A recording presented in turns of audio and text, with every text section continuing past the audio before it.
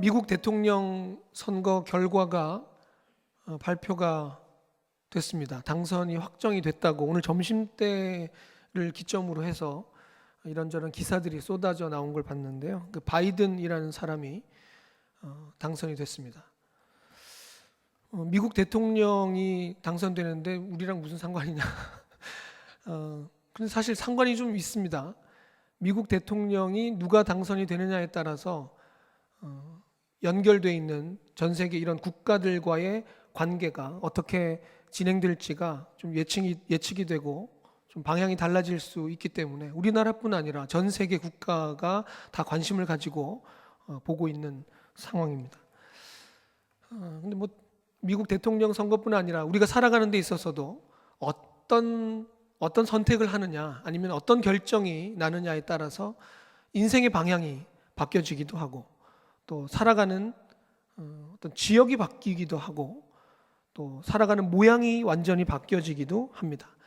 그리고 때에 따라 그 결정에 따르는 책임이 또 따르기 때문에 어떤 선택을 하느냐, 어떤 결정을 하느냐는 굉장히 신중해야 되고 또 우리 인생에 있어서 아주 중요한 부분이기도 합니다. 오늘 함께 읽은 본문에도 아주 중요한 결정을 내리는 부분이 나와 있습니다. 바로 선택의 기로에 놓인 이스라엘 백성들의 이야기입니다. 가나안 땅을 정복하고 이제 그 땅을 각 지파들에게 이렇게 분배해서 나누는 일이 오늘 나와 있습니다. 지금도 그렇습니다만 그 당시에는 특히나 더 그랬습니다. 어디에 사느냐에 따라서 옷 입는 것이 달라집니다. 먹는 것도 달라집니다. 요즘이야 어디 있든 뭐 마트 있고 뭐 도시들이 형성되어 있기 때문에 어디 있든 뭐 비슷하게 살 것처럼 보일 수 있습니다. 그런데 그 당시만 해도 뭐 산악지대에 사느냐 아니면 뭐 강이 있는 곳에 사느냐 평지에 사느냐 뭐 골짜기가 있는 곳에 사느냐 이런 곳에 따라서 무엇을 먹을지 어떤 옷을 입게 될지 어떤 생활 패턴이 이렇게 달라질지가 확연하게 달라질 수밖에 없는 때입니다. 그래서 각 지파가 어느 지역에서 살게 될지가 결정되는 아주 절체절명의 중요한 기로에 놓여져 있는 것이 오늘 본문입니다. 그런데 그 결정이 좀 심상치가 않습니다. 오늘 읽은 본문 2절 말씀을 한번 보시면 이렇게 나옵니다. 여호와께서 모세에게 명령하신 대로 그들의 기업을 제비 뽑아 9지파와 반지파에게 주었다 이렇게 얘기합니다. 이 중요한 지파가 어디에 살게 되느냐가 결정되는 이 앞으로의 인생 패턴이 삶이 어떻게 바뀌어지는지가 결정되는 아주 중요한 일인데 어떻게 결정했다고 합니까? 제비 뽑아서 나누어 주었다 이렇게 얘기합니다. 이 제비 뽑기라는 것은 어떤 부분으로 보면 좀 운에 맡기는 겁니다. 운이 좋으면 좋은 게 뽑히기도 하고 운이 안 좋으면 안 좋은 게 나와서 아주 불편하기도 꽝이 나오기도 합니다. 여러분 어떻게 제비 뽑기 같은 거 하면 좀 좋은 게 나오는 편이십니까?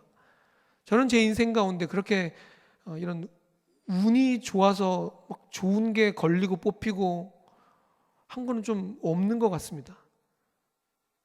이렇게 얘기하면 안 되나요? 저는 지금 아들 둘 다음에 딸을 지금 얻었기 때문에 아주 운이 좋은 사람이라고 해야 될까요? 근데 그 외에 다른 부분들을 보면 운이 좋아서 뭔가를 얻고 이런 경우는 잘 없는 것 같습니다. 여러분 어떠십니까? 각 지파에 아주 중요한 어디에 살게 될지가 결정되는 이 중차대한 일에 하나님은 제비 뽑기를 통해서 이 땅을 이 기업을 나누어 주고 있는 이 일.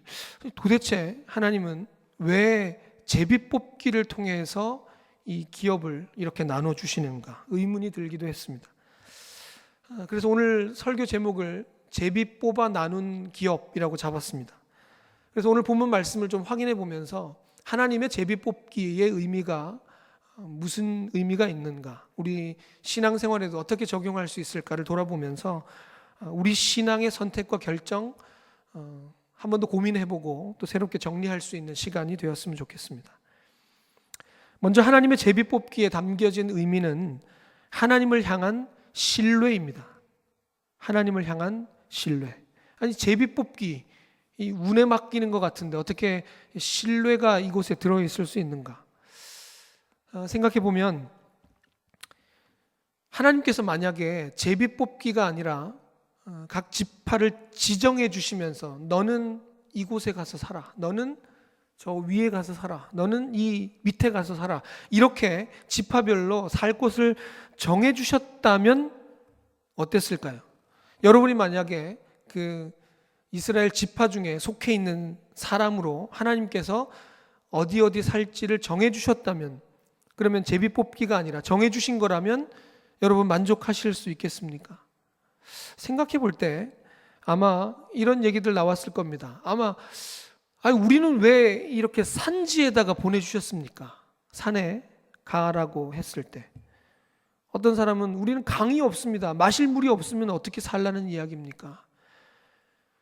저기 광야 사막 같은 곳에 보내진 사람들은 왜 우리는 이렇게 사막 같은 곳에 보내서 살기 힘들게 만드십니까? 이런 이야기들이 나오지 않을까? 사람들 취향이 다르고 생각하는 게 다르다 보니까 대부분 남의 떡이 더 커 보인다 이런 얘기가 있습니다. 그러니 좋은 말 나오기보다는 불평과 불만이 더 나올 가능성이 높지 않을까? 그러니 하나님께서 특히나 또 제비 뽑아서 이렇게 나눠주신다라고 이야기하면 정해 주신 것보다는 조금 그런 불만들이 좀 덜하지 않을까? 왜요? 제비 뽑아서 나눠주었으니 지정해서 뽑아준 것보다는 불만이 좀 덜하지 않을까? 이런 생각도 들기도 합니다. 그런데 생각해 보면 어떤 방법으로 선택했느냐가 중요한 것 아니라 하나님을 향한 신뢰가 바탕이 되어 있다면 어떻게 뽑아주시던 어떤 방법으로 땅을 정해주시건 간에 이런 소리가 나오지 않을 것 같습니다. 다시 이야기하면 하나님을 향한 절대적인 신뢰가 전제되어 있다면 제비를 뽑아서 주든 어떤 땅을 지정해 주든 그곳에는 하나님을 향한 원망과 불평, 불만이 없다는 것입니다. 모든 공동체가 하나님의 결정 앞에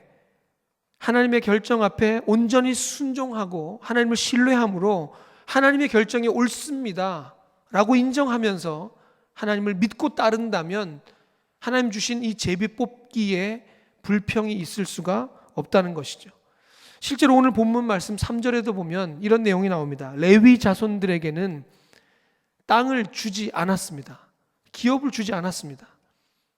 그런데 레위 지파가 우리는 왜 기업을 주지 않습니까? 라는 불평이 있습니까? 그런 이야기가 없습니다. 하나님의 선택과 하나님의 결정에 대해서 불평과 불만을 쏟아내 놓는 이야기는 없습니다.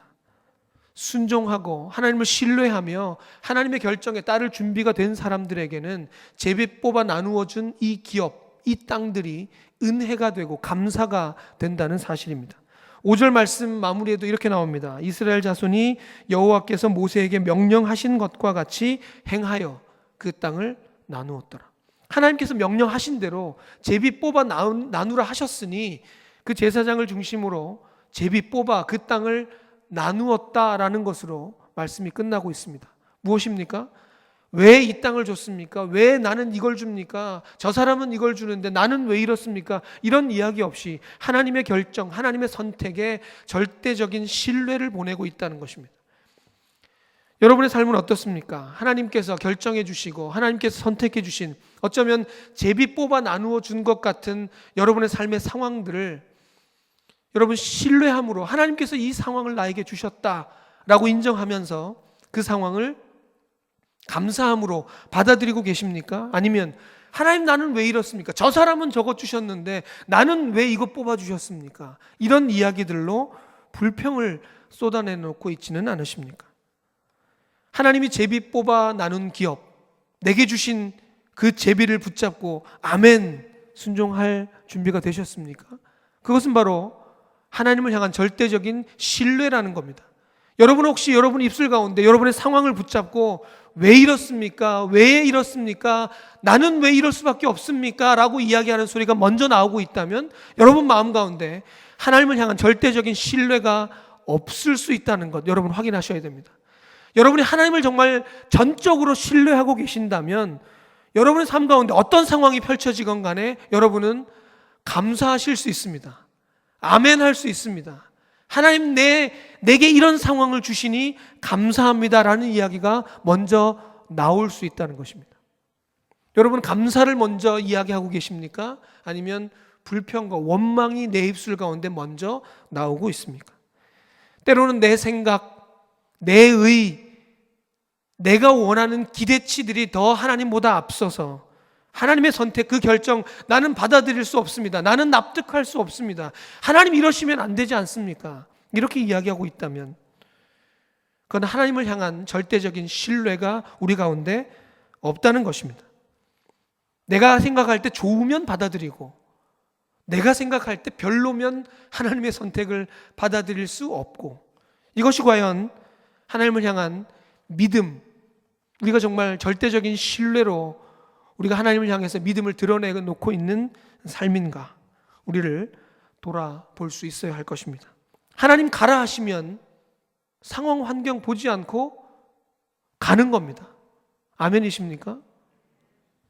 갈 바를 알지 못하고도 가는 겁니다.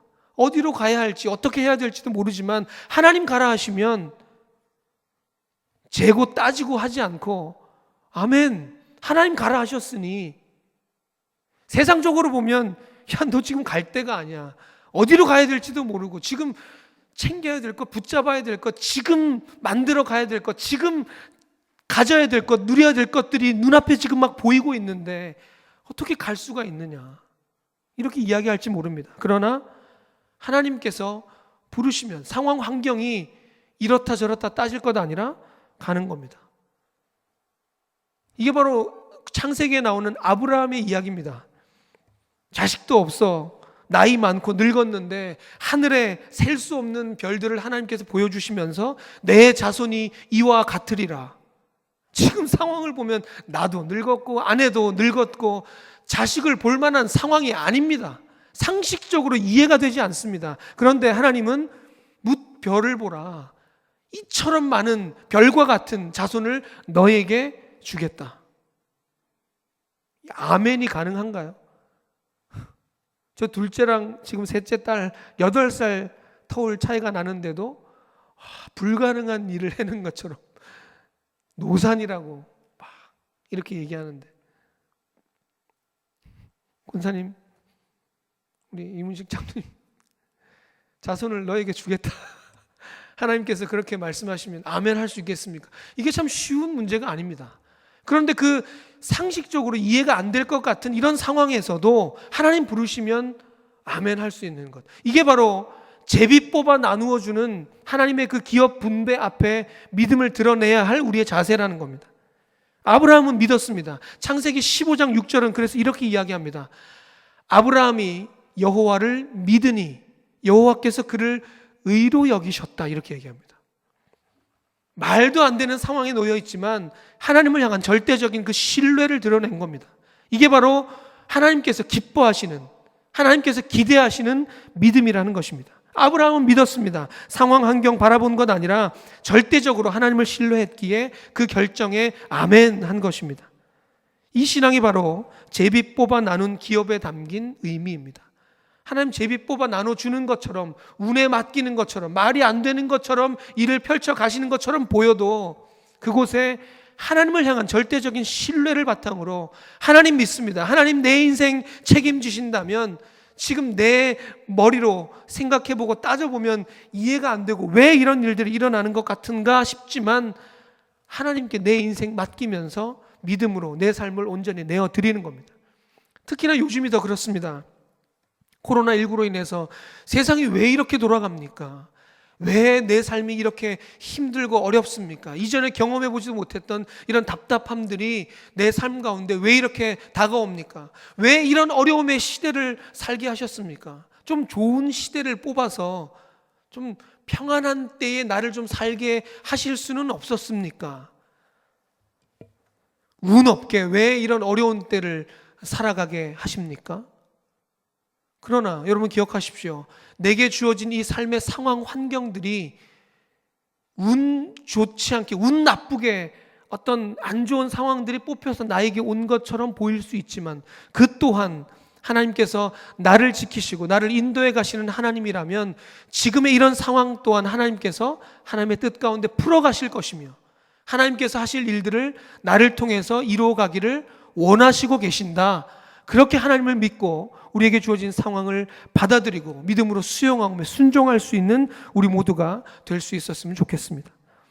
로마서 9장에는 사도 바울이 말라기에 나와 있는 말씀들을 인용하면서 이렇게 이야기합니다. 로마서 9장 13절 말씀 보면 기록된 바 내가 야곱을 사랑하고 에서는 미워하였다 하심과 같으니라. 하나님의 선택에 대한 이야기입니다. 하나님께서 야곱을 선택하셨다 이야기합니다. 에서는 버리신 겁니다. 누구의 선택입니까? 하나님의 선택입니다. 하나님의 결정입니다. 사람의 생각으로 보면 그러면 선택받지 못한 사람들은 어떡하라는 겁니까? 그 어려움에 처해진 사람들은 어떡하라는 겁니까? 누구는 이렇게 복받은 것처럼 잘 살아가는데 누구는 하나님께 버림받은 것처럼 일도 안 풀리고 뭔가 건강에 문제도 있고 이런저런 어려움들에 놓여 있는 상황, 때로는 그게 내가 당하고 있는 상황이 될 수도 있겠죠. 그런 상황을 바라보면서 하나님 왜 이런 선택을 하셨습니까? 왜 이런 결정들을 나에게 수용하라고 받아들이라고 하십니까? 이렇게 이야기할 수 있다는 거예요. 그런데 9장 14절 말씀 이어서 보면 이렇게 얘기합니다. 그런즉 우리가 무슨 말을 하리요? 하나님께 불의가 있느냐? 그럴 수 없느니라. 사도 바울의 믿음의 고백은 바로 이겁니다. 하나님께 불의가 있을 수 있느냐? 그럴 수 없느니라. 하나님께 불의가 있을 수 없다는 겁니다. 사람 머리로 생각해 보면 하나님은 어떻게 이런 결정과 선택을 제비 뽑듯 누구는 좋은 거, 누구는 안 좋은 거, 누구는 만족할 만한 거, 누구는 불평과 원망을 쏟아내 놓을 만한 상황들을 왜 그렇게 주셨습니까? 이야기하고 마음을 토로할 수 있을 것 같지만 하나님께는 불의가 없다는 겁니다. 여러분 이곳에 아멘 하실 수 있습니까? 때로는 우리 삶 가운데 내가 에서의 선택을 받은 것처럼 힘들고 어려운 상황이 내게 다가온다 할지라도 하나님의 선택에 불의가 없습니다. 하나님은 의로운 분이십니다. 그렇게 내 삶을 받아들일 준비가 되셨습니까? 그게 하나님을 향한 절대적인 신뢰라는 겁니다. 하나님은 불의하실 수 없습니다. 하나님이 제비 뽑아서 기업을 나눠주시는 이 일하시는 방법에 불순종하는 우리의 불의가 있을 뿐입니다. 하나님의 선택과 결정에 만족하지 않고 불평과 불만을 쏟아내 놓는 우리의 불의만 있을 뿐입니다. 하나님은 불의하실 수 없습니다. 그럴 수 없습니다. 내 인생 하나님께서 선택하셔서 하나님께서 이끌어 가심을 여러분 믿으십니까? 그렇다면 때로는 내 상식과 내 기대에 맞지 않는 어려움과 환난과 고난이 때로 다가온다 할지라도 내 인생을 하나님께서 책임지시고 그 의로운 오른손으로 붙들어 가신다는 그 절대적인 신뢰가 있다면 지금의 어려움의 상황들까지도 하나님께 맡겨드리며 내 삶을 하나님께 내어드릴 수 있는 결단과 선택, 그것이 바로 제비 뽑아 나눈 기업에 담겨져 있는 하나님의 기대, 또 하나님께서 기대하시는 하나님을 향한 절대적인 신뢰가 이곳에 담겨져 있다는 것입니다. 하나님을 절대적으로 신뢰하지 않으면 제비 뽑아 나눈 기업 그대로 받아들일 수가 없다는 것입니다. 바라기는 우리 모든 인생 가운데 하나님을 향한 절대적인 그 신뢰를 잃지 않고 하나님을 향한 그 신뢰, 믿음을 놓지 않고 어떤 상황과 환경 속에서도 하나님을 향한 믿음을 붙잡고 살아가는 우리 모두가 될 수 있기를 축복합니다. 두 번째로 하나님의 제비 뽑기에 담겨져 있는 의미는 바로 쓰임 받을 준비입니다. 그러면 하나님께서 제비 뽑듯 그렇게 뽑아서 하나님께서 그렇게 결정하시고 일해 가실 거라면 그냥 될 대로 되라. 어차피 하나님 제비 뽑아서 그렇게 일하시는 거면 우리 인생도 그렇게 하시는 것 아니냐. 그냥 포기하듯 내던져버리면서 하나님을 믿으라는 건가? 그렇지 않습니다. 아무렇게나 뽑아서 확률로, 운으로 일이 되게 하시는 하나님이 아닙니다. 오늘 본 말씀을 보면 12지파 중에서 누구를 대상으로 제비를 뽑고 있는지를 보십시오. 2절 말씀 다시 보시면 여호와께서 명령하신 대로 그들의 기업을 제비 뽑는데 누구를 뽑습니까? 9지파 반을 뽑습니다. 9지파 반만 제비를 뽑게 하신다는 거예요. 왜 그렇습니까? 이스라엘 지파들은 몇 지파입니까? 야곱의 아들들로 이렇게 이어져서 사실 12지파입니다. 여러분 알고 계시죠? 그런데 가나안 땅을 정복해 가는 중에 여기는 요단 저쪽이라고 표현되어 있는데 요단 동편입니다. 가나안 땅 들어가기 직전에 그 요단 동편의 땅을 보고 목축하기에 너무 좋아 보이는 그 땅을 모세를 통해 하나님께 요청했던 2지파 반이 있습니다. 그게 바로 르우벤, 갓, 므낫세 지파입니다. 이 2지파 절반이 하나님께 그 땅을 요청했고 하나님께서 허락해 주셔서 요단 동편 땅을 취하게 됩니다. 그러면 가나안 땅에 들어가서 땅을 얻어야 될 지파는 몇 개 지파가 됩니까? 9지파 반이 됩니다. 그렇죠? 그래서 9지파 반이 된 겁니다. 그런데 오늘 또 본문 말씀 3절에 보니까 레위 지파는 기업을 땅으로 받지 않는다 그랬습니다. 그러면 한 지파가 빠져버리는데 어떻게 9지파 반이 되느냐? 친절하게 오늘 설명이 다 되어 있습니다. 몇 절이죠? 4절 말씀에 보면 요셉 자손이 므낫세와 에브라임 2지파가 됩니다. 그 요셉 지파는 한 지파가 아니라 2지파로 갈라지게 됩니다. 그래서 숫자가 맞습니다. 오해 없으시기 바랍니다. 12지파 중에 2지파 반은 미리 땅을 받았고 레위 지파는 땅을 안 받으니 8지파 반이 돼야 되는데 요셉 지파가 2지파로 갈라지면서 9지파 반이 이제 가나안 땅에 들어가서 땅을 기업으로 받게 된다는 것입니다. 그러면 하나님께서 어차피 제비 뽑아서 주시는 거라면 르우벤, 갓, 므낫세 반지파 그 지파도 함께 넣어서 그냥 뽑을 수도 있는 것 아닙니까? 이렇게 하나님께서 어차피 그 뽑기를 다 주관하시는 거라면 잠언에 그런 말씀 나오죠. 하나님께서 그 뽑기를 다 주관하신다 말씀하시니까 그럼 그렇게도 뽑아도 되고 그리고 12지파 뿐입니까? 또 궁극적으로 하나님께서 그 복음의 확장을 통해서 이방인들도 하나님께로 돌아오게 하시려고 한다면 이미 이때에 주변에 있는 이방 족속들도 좀 집어넣어서 그 통에 휘저어서 뽑기를 하실 수도 있는 것 아닌가. 그런데 하나님 어떻게 하십니까? 이미 땅을 얻었던 2지파 반은 배제합니다. 그리고 하나님께 선택받은 이스라엘 백성들로만 이루어진 그 9지파 반 외에는 뽑기에 들어가지가 않습니다. 그래서 가나안 땅에 들어가서 뽑기에 해당되는 지파는 아까 이렇게 저렇게 정리돼서 말씀드린 대로 9지파 반만 뽑기에 해당이 된다는 것입니다. 뽑기, 제비 뽑는다는 것, 우연에 근거한 것처럼 보입니다. 그러나 하나님은 이 우연의 근거에서 일하시는 하나님이 아니라 뽑힐 만한 대상들만 가지고 제비 뽑기를 하신다는 겁니다. 다시 말씀드리면 아무나 집어넣어서 돌려서 뽑아서 그냥 하나님의 땅을 기업으로 주시는 것 아니라는 거예요. 이미 받은 2지파 반은 빼놓고 자격이 되는 조건이 되는 9지파 반으로만 구성해서 그곳에서 제비 뽑기를 하신다는 거예요. 이해가 되십니까? 그러니 제비 뽑기를 하면 우연의 근거를 둔 확률을 가지고 일하는 것처럼 보일 수 있지만 하나님의 제비 뽑기는 우연과 확률이 아니라는 겁니다. 뽑을 만한 자격 조건이 갖춘 사람들을 대상으로 그곳에서 뽑기를 한다는 거예요. 이건 차원이 다른 겁니다. 준비된 자, 하나님께 쓰일 만한 자, 그 땅을 기업으로 받을 수 있을 만한 대상 중에서 제비 뽑기를 한 것이죠.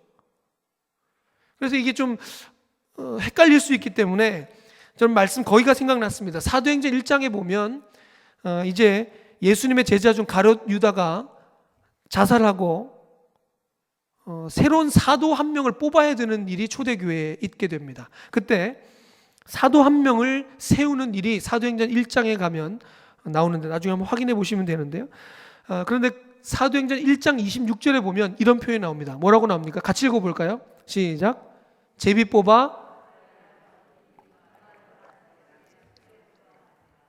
제비 뽑아 마띠아를 얻었다 이야기합니다. 여기도 뭐가 나옵니까? 제비 뽑은 거예요. 사도를 뽑는데 제비를 뽑았답니다.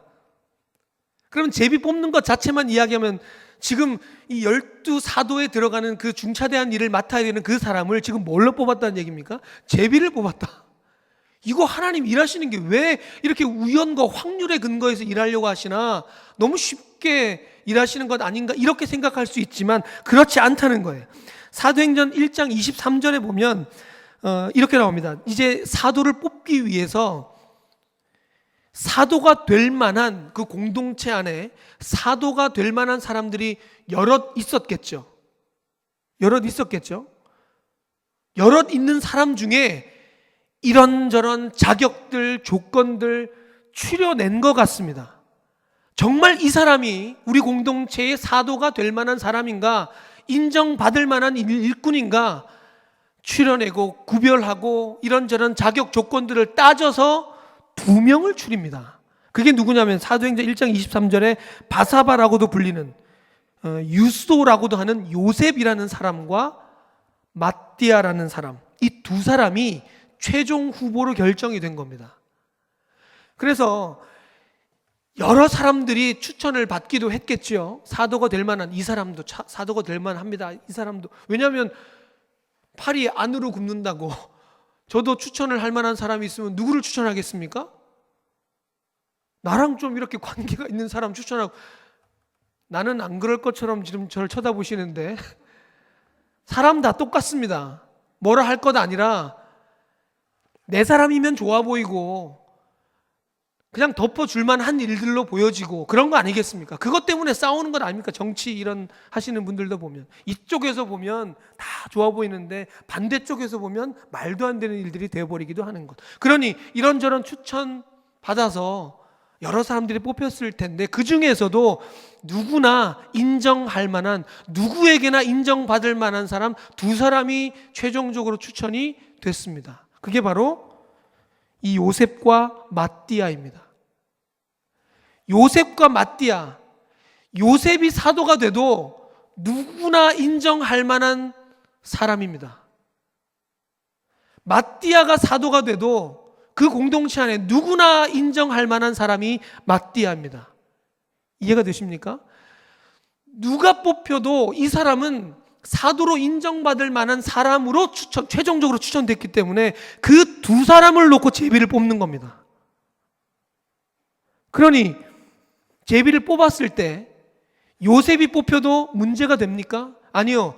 모든 공동체에 거르고 걸러서 자격 조건 다 따져서 인정받은 사람이기 때문에 요셉이 뽑혀도 사도로 인정합니다. 그랬을 것 같아요. 그런데 마띠아가 뽑혔습니다. 마띠아가 뽑혀도 사도로 인정이 됩니다. 바로 이게 하나님의 방법이라는 거예요. 이게 바로 하나님의 제비 뽑기입니다. 그냥 무작위로 아무나 뽑는 게 제비 뽑기가 아니라 걸러지고 자격 조건 준비된 사람, 어떻게 뽑혀도 그 자리에 가서 그 역할을 감당할 수 있을 만한 사람들이 제비 뽑기로 뽑혀지는 게 하나님의 제비 뽑기라는 겁니다.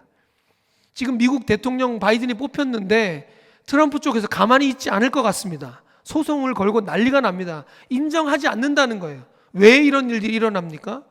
지금 사실 선거 제도가 미국에 좀 이래저래 달라서 그렇지, 따져보면 미국 사람 절반은 누구를 지금 지지하는 겁니까? 트럼프를 지지하는 겁니다. 절반은 바이든을 지지하는 거고, 선거 인단을 딴 게 많다 보니 지금 바이든이 대통령이 된 거죠. 그러니 절반은 바이든을 지지하고 절반은 트럼프를 지지하니 싸움이 일어날 수밖에 없는 겁니다. 인정할 수가 없죠. 투표를 하면 이렇게 됩니다. 요셉과 마띠아를 투표로 뽑았으면 어떻게 됐을까요? 초대교회 2동강 났습니다. 요셉을 지지하는 사람이 있었을 테고 마띠아를 지지하는 사람이 분명히 있었을 겁니다. 투표를 통해서 절반 겨우 넘게 한두 표 차이로 마띠아가 사도로 뽑혔다면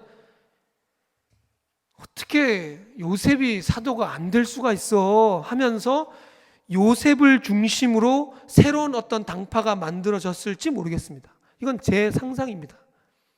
그래서 하나님께서 하시는 방법은 투표를 통해서 하는 것 아니라 하나님의 제비 뽑기를 통해서 누구나 인정받을 수 있는 사람을 하나님의 방법으로 세워가시는 겁니다. 이게 바로 하나님의 제비 뽑기라는 거예요. 지금 기관 총회를 이제 하시는데 하나님이 제비 뽑기라는 방법을 주셨다고 해서 자, 우리 기관들 모여서 이름 다 써놓고 이렇게 해가지고 회장, 이렇게 제비뽑기 하시면 안 됩니다. 큰일 납니다. 그렇게 해서 만약에 기관에 새 신자가 뽑혀버리면 그 회장 역할을 감당할 수 있겠습니까? 교회 온 지 얼마 되지도 않는데, 사람들도 모르는데 그렇게 해서 될 일은 아닙니다. 그 기관 안에서 예를 들면 정말 우리 기관을 위해서 수고하고 헌신할 만한 뭐 헌금 생활이나 예배 생활이나 이런 신앙의 본이 될 만한 것들이 다 자격 조건이 갖춰져 있는 사람들을 추려내고 추천하고 누구나 인정할 만한 사람들을 뽑아낸 다음에 그분들 중에서 제비뽑기로 뽑는 것 문제가 없을 겁니다. 그게 바로 하나님의 제비뽑기라는 겁니다. 다시 이야기로 돌아가서 하나님의 제비뽑기, 뭐가 준비가 돼야 된다고요? 하나님의 역할, 하나님이 주신 그 사명을 감당할 만한 준비가 돼 있어야 이 제비뽑기가 성립이 된다는 거예요. 그래서 하나님은 아무나 12지파 뭐 이방 족속까지 다 집어넣어서 그냥 우연에 맡겨서 확률에 맡겨서 제비뽑기로 기업을 나눠주신 게 아니라는 겁니다. 하나님의 백성으로 하나님의 뜻을 알고 하나님의 마음을 알고 그 땅에서 하나님의 뜻을 이루어갈 만한 그 9지파 반, 사실 12지파인데 이미 땅을 얻은 2지파 반은 제외한 채로 공평하게 기회를 주시면서 그 사명을 감당하게 하시는 것, 바로 제비 뽑아 나눈 기업입니다. 준비가 되어 있지 않으면, 그만한 자격이 갖춰지지 않으면 하나님의 제비 뽑기에 담겨져 있는 이 은혜를 누릴 수가 없습니다. 하나님의 선택, 순종하며 쓰임받기에 준비된 사람, 여러분 어떠십니까? 하나님의 이 제비 뽑기에 순종하고 그곳에서 하나님께서 이루고자 하시는 일들 감당할 만한 준비가 되셨습니까? 그때 여러분의 인생을 통해서 하나님의 제비 뽑기가 진행됩니다. 그래서 하나님을 향한 신뢰가 없고 내 삶이 하나님 앞에 쓰임받을 만한 준비가 되지 않은 사람은 하나님의 제비 뽑기 앞에 불평이 나옵니다. 원망이 나옵니다. 왜 이렇습니까? 왜 내 인생이 이렇게 돌아갑니까? 이런 얘기가 먼저 나오는 거죠. 그러나 여러분 기억하십시오. 하나님을 향한 절대적인 신뢰가 전제되어 있고 하나님 부르실 때 아멘 순종하며 내게 어떤 자리를 맡기시더라도 내게 주신 그 기업 감당할 만한 믿음의 준비가 된 사람은 하나님 뽑으신 이 제비 뽑기를 통해서 준비한 그 놀라운 은혜들을 경험하면서 살아가게 된다는 것입니다. 디모데후서 2장 20절부터 21절까지 말씀에 이런 얘기가 나옵니다. 큰 집에는 금그릇, 은그릇뿐 아니라 나무그릇, 질그릇도 있어 귀하게 쓰는 것도 있고 천하게 쓰는 것도 있나니 그러므로 누구든지 이런 것에서 자기를 깨끗하게 하면 귀히 쓰는 그릇이 되어 거룩하고 주인의 쓰임에 합당하며 모든 선한 일에 준비함이 되리라. 금이냐 은이냐 이게 중요한 게 아니라는 거예요. 하나님이 쓰시는 그릇은 금그릇, 은그릇 그것이 아니라 깨끗한 그릇입니다. 금그릇도 더러우면 안 씁니다. 질그릇 뭔가 부족해 보여도 깨끗하고 준비되어 있으면 하나님 쓰시는 줄 믿습니다. 나는 왜 금그릇으로 만들어주지 않으십니까? 좀 폼나게 보기도 좋게 좀 어깨에 힘도 좀 들어가게 내 인생 좀 그렇게 만들어 주셨으면 좋을 것을, 이런 이야기가 먼저 나오고 있다면 하나님을 오해해도 단단히 오해하신 겁니다. 폼나고 멋진 인생을 살고 싶으십니까? 아니면 하나님께 쓰임받는 인생을 살고 싶으십니까? 쓰임받게 될 만한 준비, 하나님은 이미 우리에게 그 공평한 기회들을 하나님의 제비 뽑기로 우리에게 주고 있으시다는 사실입니다. 나는 도대체 무엇을 아쉬워하며 하나님께 한숨을 쏟아내고 살았었는가? 우리의 기도를 돌아보아야 할 때인 것 같습니다. 결론적으로 이야기하면 내 인생, 내 신앙의 여정들을 돌아볼 때 내가 어떤 좋은 선택을 하는가, 내가 어떤 좋은 결정을 내리는가, 그것보다 더 중요한 것은 하나님의 선택과 하나님의 결정을 믿고 순종하며 따르는 것, 그것이 더 중요한 것이었습니다. 그게 바로 하나님께서 하시는 그 제비 뽑기에 담겨져 있는 바른 신앙의 자세가 아닐까 생각해 봅니다.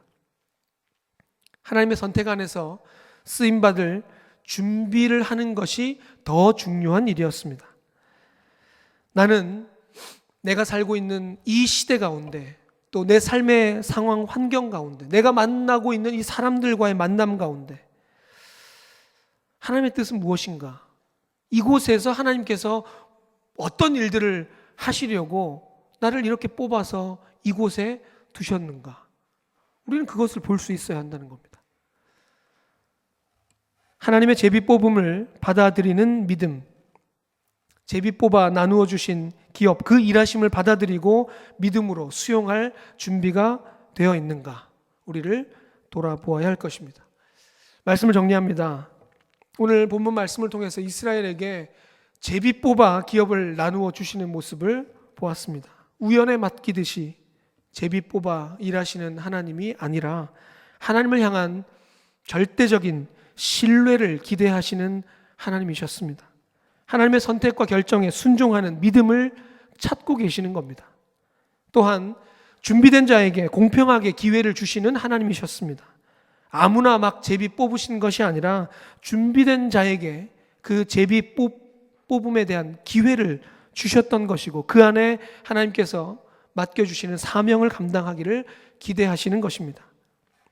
내 인생을 이끌어 가시는 하나님을 향한 전적인 신뢰가, 그 감사가 내 안에 있는가? 내게 허락하신 부르심의 자리 지켜낼 준비된 사람인가?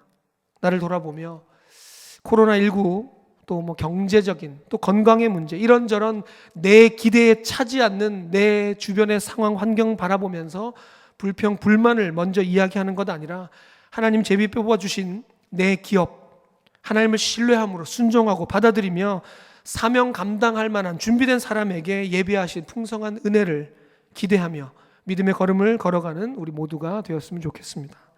기도하겠습니다.